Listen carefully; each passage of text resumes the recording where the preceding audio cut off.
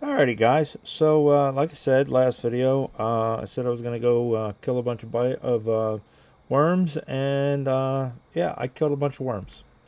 So here you go. There's what I've been up to, guys. I finally ran out of sand. We've been making all that sand, and I've got most of it filled in, but we finally ran out of sand. I don't have enough to fill that in, but I do have enough to finish killing off the biters in this one area. So I just figured, we'd go have some fun together and go kill some biters. So this plasma turret is really nice. It is just outside of the range of the worms. I keep saying biters because I'm so used to it. It's just outside of the range of the worms. So if we play our cards right, we can get close. Now sometimes we don't. Sometimes we get a little close to them, and we take some damage, but that's minor. We can, deal with that. Gonna move this up a little bit and drop another pole.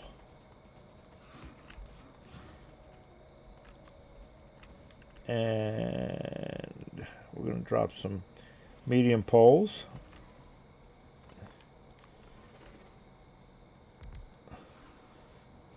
See, we're just outside their range. Sometimes we're in their range, but when they spit, it takes a little bit to get to us. So we're able to kind of lay it down, let it fire, pick it back up, rinse and repeat, basically.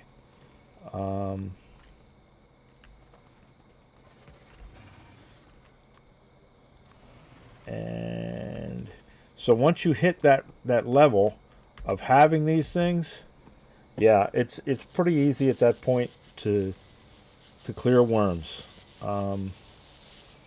These things are really nice. I don't know how they would be in the vanilla game. They are a little slow firing. They have a charge rate, but they do a considerable amount of damage, as you can see.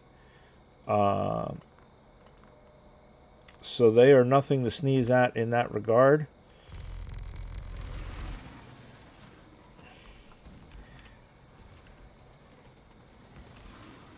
And I kind of like them.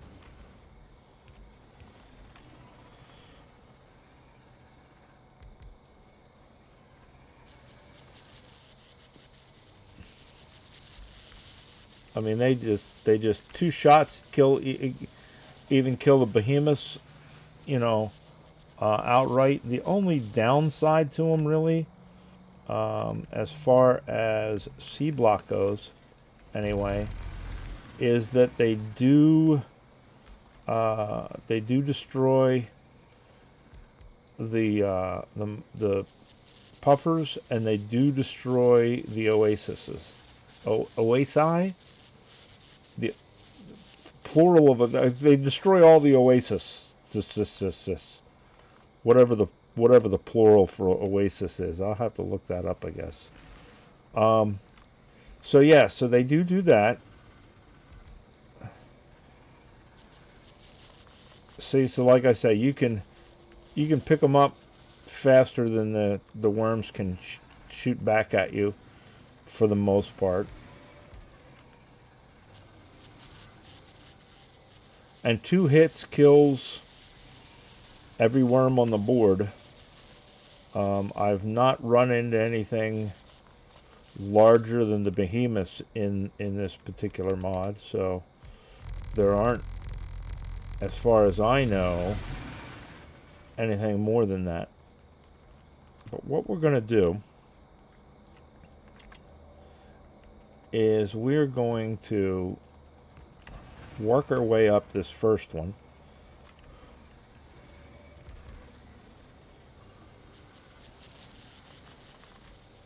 And then I'm going to go ahead and just speed time up, and we'll clear all of this last square. Now I also have this sniper rifle, and the sniper rifle is okay for singles, but when you get these multiple packs, as you can see, when you fire, you slow down until it reloads. So you kind of can't move well, and you know, the range on it is such that you're inside the spitting range of the worms. So it's not a very for the initial worms, for the smaller worms that don't have much range, it is pretty effective. But now we're up into these behemoth worms and such. It is just not an effective weapon unless it's like, say, an individual worm that I need to do away with or something. Then I will pull out the sniper rifle instead of farting around with putting these guys down and picking them back up, etc., etc.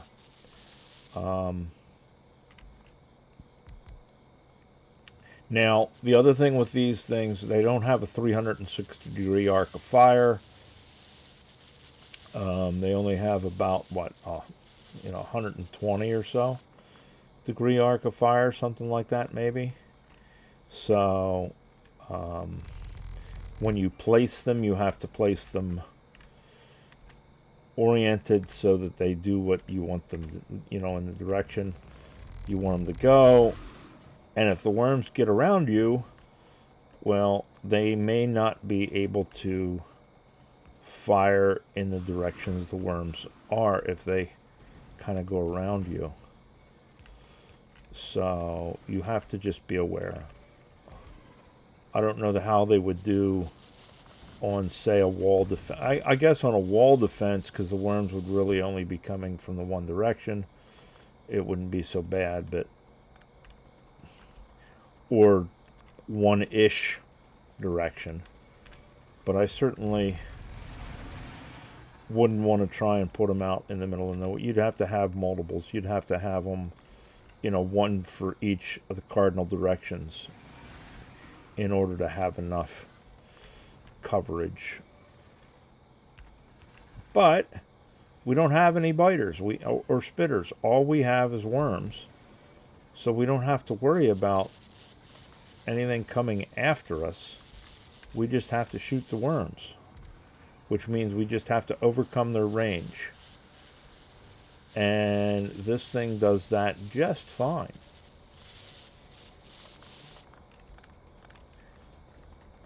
It does have a pretty high power requirement, electrical requirement, and there is a charge time for it. But as far as killing the worms, it is far better than the artillery, and trying to kill them with artillery. That is a fact.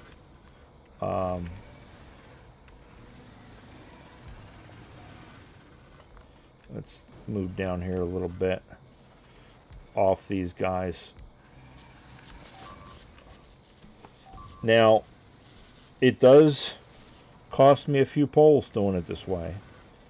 I have to bring some extra poles, but at the end of the day, that's a minor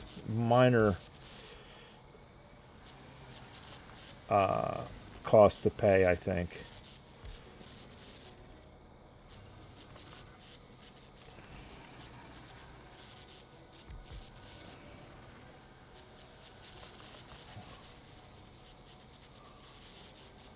And I can live with replacing a few poles. Now, something else with all of this, and we'll take a look at FNEI in a second.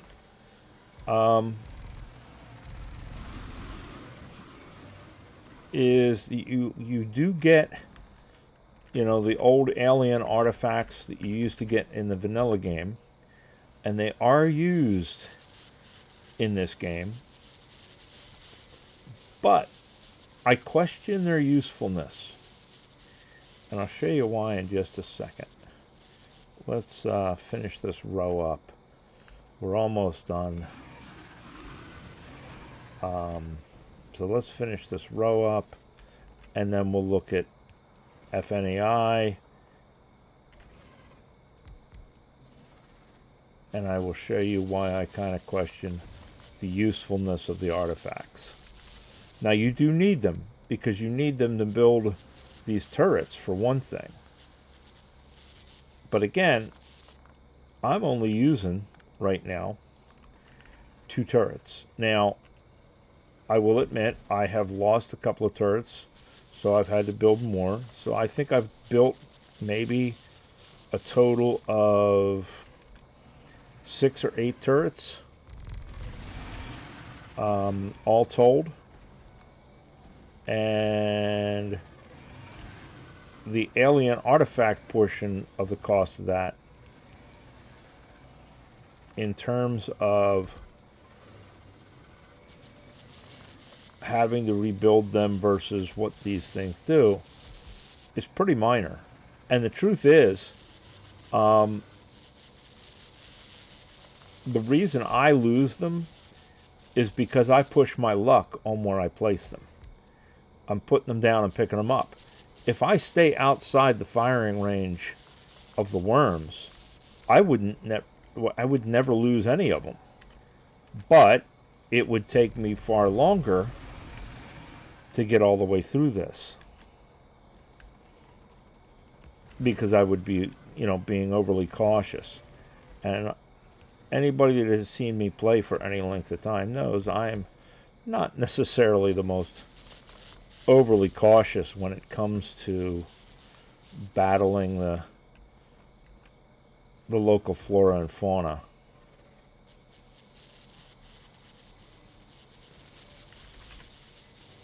Alright, so there it is. We have made it all the way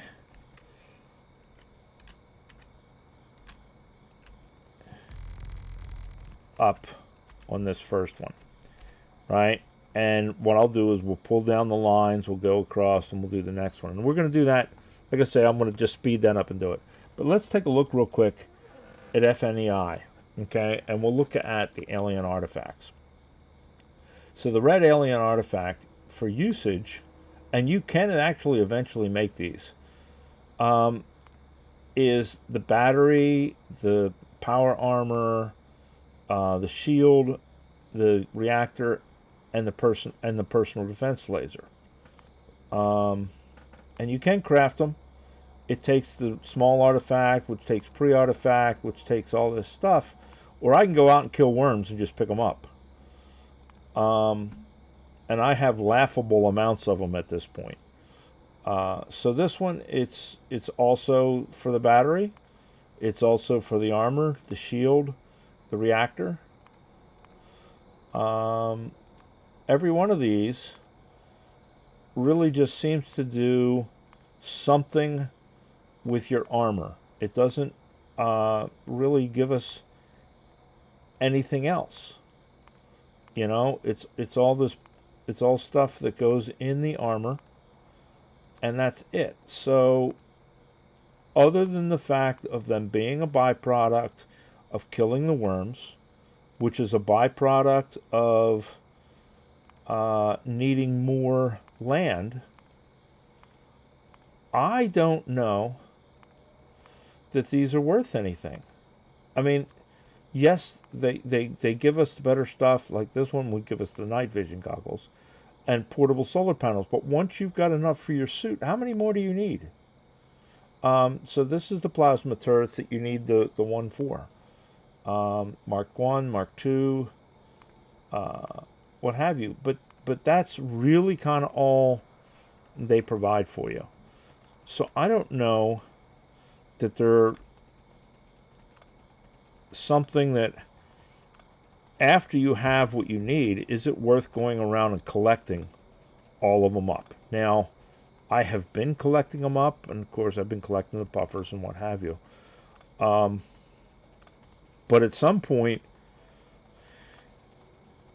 I don't think you really need to go around and picking them up and wasting your time, other than to say, hey, look, all of them that I have. Because let me show you. Let's go over here and look at the warehouse real quick.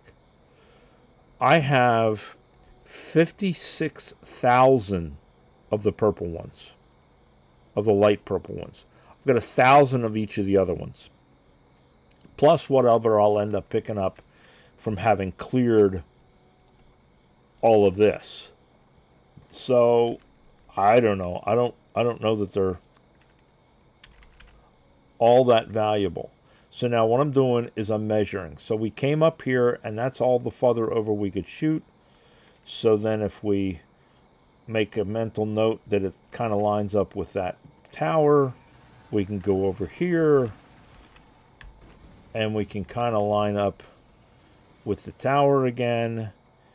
And now we know where we need to come up. We can mark it. And we can start walking our way up. So at this point, I'm going to just go ahead and speed this up. And we're going to go through and just kill all of these worms and clear this space. And I will see you at the end.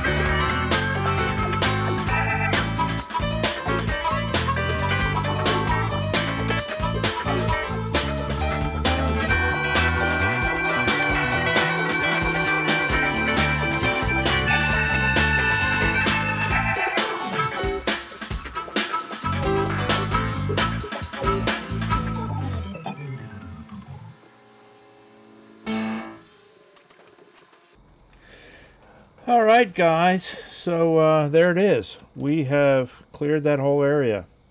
As you guys saw, I kind of miscalculated how much sand I needed and ran out partway through, but we got through it.